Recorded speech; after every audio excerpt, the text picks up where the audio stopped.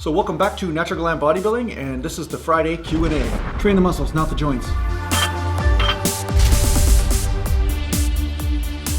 So today I'm going to start with answering one question that was given by one subscriber. He asked if there are any other exercises you can do for rear delt besides just the bent over laterals or isolation type movements. And you know, the rear delts do get worked when you do back. When you train back, they do get worked. So one thing I always talk about in back training is pulling to retract the scapula and not rotate around the joint. But if you do want to hit a more rear delt, just pull and pull further back. You know, if you find that your back is just developing so easily and you want to get a little bit more rear delt, you can try pulling just a little bit more back, increasing your range of motion to get that extra squeeze so there is rotation around the joint. Then you will get some rear delt in there.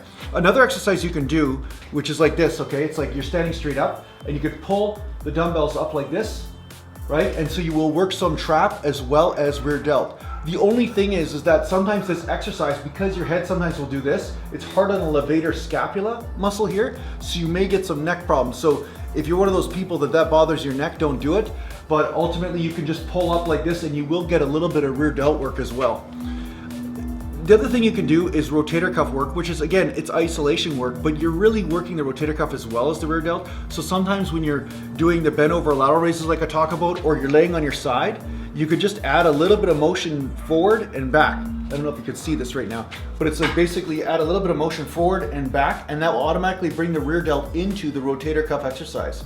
So some people say, oh, that's cheating. You're not just hitting the rotator cuff by itself, but that's the whole point. You're trying to find a way to hit the rotator cuff as well as rear delt, so you're bringing both into the exercise, right? So that's another way you could do it. I hope that answers your question. You can hit the rear delt in a number of different ways. You don't have to necessarily just do straight rear delt work. You can adjust your form on some of your compound exercises or some of your exercises in where you are training something else. You know, anytime there's a movement forward and back, you will work some level of the rear delt.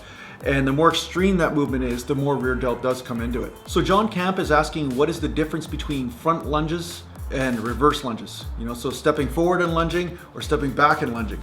And the big difference is that when you step forward to lunge, your knee will take a little bit more stress because it has to stop the forward momentum.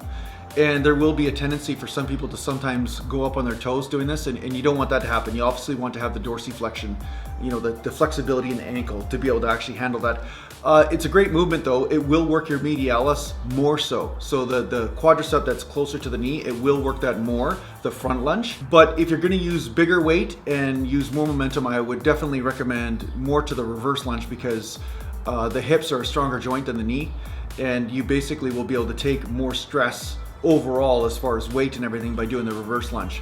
But should you do the front lunge? Could you? I never did, but I could see there being some benefit to it for strengthening up the medialis muscle by the knee. Okay, so try that out. And you will still hit hamstrings, you still will hit butt, you still will hit the other part of the quad as well.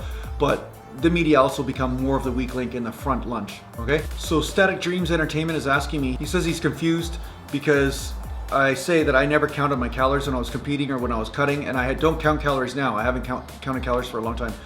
What I always do is I actually have ways of organizing my food in my head, okay? So everybody finds their way. Some people use the calorie way.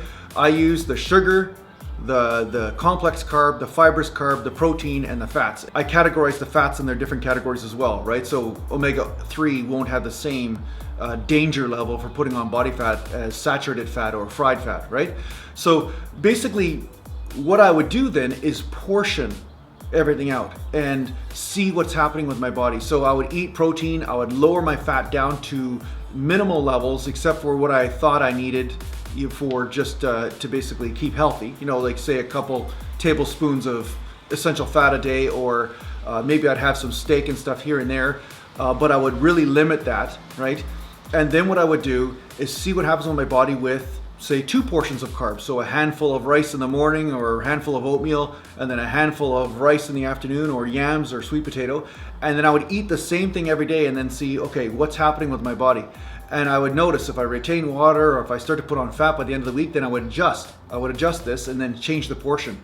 So it's really the same as counting calories, but I'm counting calories from certain types of foods, because a calorie from protein is obviously not as relevant as a calorie from carbohydrates or fat. Now I know there's some people out there that will totally, argue this, but I guarantee you if I ate straight fat every day as opposed to straight protein at the same calories, it seems to be quite different as far as the result. Your body will transform, it will look different because you're giving it something totally different with which to run on, right? Or recover. So that's really how I did it. So there's nothing wrong with counting calories. There's nothing wrong with looking at your macros and all this. That's all fine. But you just have to find a way to organize your mind around your daily activity and your daily nutrition program. So Redo JP, it's a different screen name again, but anyway, he's asking me about how to build side delts and build the deltoid muscles, right? Because I have pretty good delts. Well, one way to do that is to dislocate your shoulder, and then your delt has to work twice as hard to do the same amount of work as it used to. That's one way to do it, and I wouldn't recommend that way.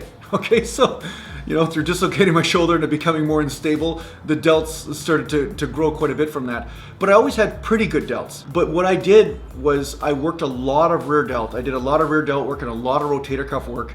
And yes, I did shoulder presses and things, but I really made rear delt work and rotator cuff work the priority. That's what I did, and that really will help round out those delts. It wasn't as much lateral raises. As much as I do those, I do lateral raises, and I always did, but I found that my delts really responded once I started doing more rotator cuff work and more rear delt type work. Okay, so if you want to build delts and that real round look, you have to build the rotator cuff and the rear delts. And I have a video, so check this out, The Secret to Building Big Delts. Okay, it's a video I did a few years ago, but it's still relevant. So check that out and see if you get any ideas from that about how to train your delts. So Elliot Scott Dating is being a smart ass, and he's asking where you can get the music. It's on my website, Elliot. Thanks. It's on my website.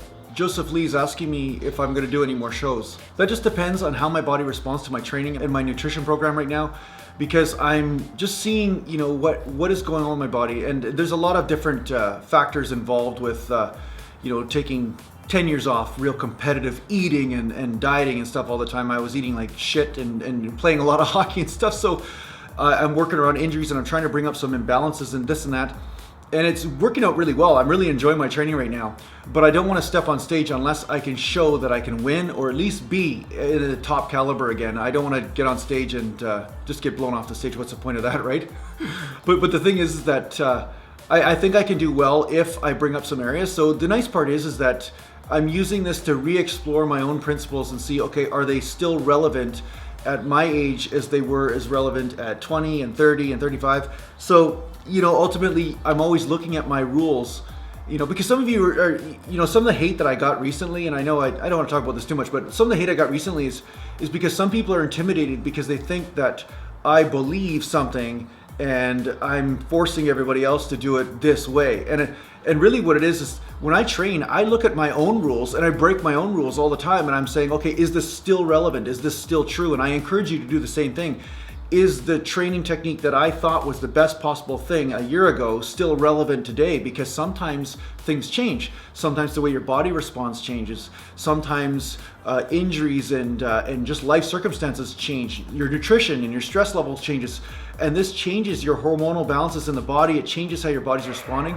So really what I'm saying to you is when you're in tune with your body, you can make these adjustments and really just pay attention and always conduct your own scientific experiment. As much as some people think that your experience is not relevant and it's not scientific, I'm saying a real scientist is nothing more than an observer. That's it. That's really it. And sure, you can have the scientific method where there's the double-blind placebo, all this kind of crap, but it starts off with just observing what is happening. And I'm saying just do that. And I'm giving you some tools to discover what your way is in any one moment, because it will change. I guarantee you, you're squatting one day or bench pressing one day, and then one day you find, well, maybe it's not quite as relevant to me anymore. Maybe this can constantly be honed, tweaked, and perfected for what is perfect for me, So that's the thing. So what I'm doing is I'm perfecting my own method. I'm constantly looking at my own method and saying what is relevant to me today, And the goal of possible competition is forcing me to be accountable when it comes down to the nutrition and the diet and everything, and basically saying, okay, let's find out what is really working, what's really relevant today, and what is the commonality possibly between that and what I did, you know, when I was 20 even, or 15, or, you know, 25. Like, what's the commonality that goes beyond all ages and demographics, right? So that's really the only thing I want to teach. The only thing I really want to teach is what is the truth for everyone.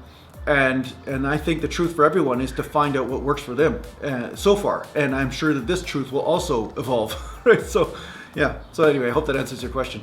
So Adam Pittman, I know I've answered a couple of your questions lately, but you're talking about the 5x5, and I think this is kind of relevant. Some people are training 5x5 type split routines and things, and that's all fine. But remember, you're not supposed to be going to failure on the first set or the second set or even a third or fourth. It's really the fifth set that should be close to failure. And what Adam was saying is that he goes to failure in the first set and then he can't get 5 reps the next set. Well, that means the weight needs to lower in a 5x5 type system, because it's more a powerlifting type system. It's more about getting your groove down and really pushing that nervous system to get that coordination down. So if you're training like that, you want to pick a weight that you can do 5 reps, then you rest, then do 5 reps, rest, do 5 reps, rest, do 5 reps. And then on the last set, then possibly that is the set where you have, you know, the struggle. And if you don't struggle and you get 5 reps easily, then you can actually increase the weight by 5 pounds or 10 pounds or whatever it might be, you know, depending on the lift you're doing. So that's really important to understand. Some people misunderstand these powerlifting systems where they're trying to treat it like a hypertrophy system, you know, the muscle growth system. They're trying to treat it like a bodybuilder. But the purpose of training like that is to build the nervous system so that way you can fire more muscle tissue. Then when you do decide to do hypertrophy type training, you will access more muscle and gain more mass, right? So it's still a relevant system. It's just you have to use it a certain way. If you're going to failure all the time on 5 reps, you will tear something or injure yourself. In most cases, a lot of people, this is what happens. I tweaked the shit out of myself when I was younger, doing heavy stuff all the time. And then I was like, oh, okay. That's why I learned to back off and do reps, and then didn't do heavy days and then rep days and stuff. Because if I did too much of something, it just becomes too much. Like too much water, you drown, you know, enough water, you get hydrated. Same sort of thing, okay? So you don't want to be doing too much straining. And another thing too is if you're dieted down, you definitely don't want to be doing a lot of straining, because then your muscles and stuff are more dried out. The chance of tearing and injury is more prevalent, okay? So Donald Blake is asking about the 2-day split. And I'm guessing he's asking about the 2-day split that I sell on my website. Okay, the 2-day split, he's asking, do you do it for 6 days a week or 5 days? Like how many days off do you take? And that's really up to you. I recommend 5 to 6 days a week, but different people recover in different ways and stuff. So this program isn't a personal training program. It's a program that I used and how I eased myself into this type of frequent training. So it's something that you will have to adjust depending on your own individual needs, all right? But I have kept the ranges, the rep ranges a little higher to adjust your body and also to create a lot of hypertrophy and a lot of muscle burn and a lot of pump, okay? So it's a great program for that. And then the second program, once you're a little bit more used to it, will go up in weight and the variation of exercises changes and so forth. So do I recommend 6 days a week? Well, that's the way I always trained, but it doesn't mean that that's relevant to you. You may feel that you need an extra day off, and I strongly encourage you to take it if you need it, okay? I'm not here to injure you or to force you to do it a certain way. This program's a suggestion, right? And you try it out. But at any one time, if you feel that you feel injured or tweaked or something, you know, something needs to change. And a day off is a great place to start with that. And then perhaps you need to change your range of motion. Perhaps you need to change your nutrition. Maybe you have a problem that needs to be addressed by a chiropractor or a naturopath or a doctor. You know, that's all relevant too. Okay, so by no means does this program mean ignoring any of those factors, okay?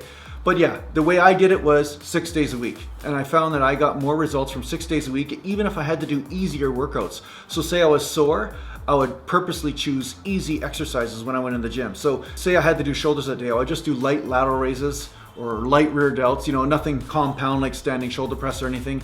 And if I had to do legs, then I would do some leg presses or sometimes just some leg curls or leg extensions, as much as I don't do them that much. But back in the day, I had tried doing leg extensions here and there, light and stuff. So sometimes I would take my soreness into account and how I felt, and then I would do an easy workout, right? So sometimes you will see me do easy workouts and hard workouts. And sometimes instead of taking a day off, I found I got more benefit from just doing something really easy. And it's like I guess it's like a rehabilitation program. It's more like a rehabilitation workout. It's like just getting the blood flowing, getting everything moving, but not straining or pushing anything too much. So that concludes Friday's Q&A. Thanks a lot for tuning in, and make sure you go to my website, naturalgallantbodybuilding.com, and take care for now.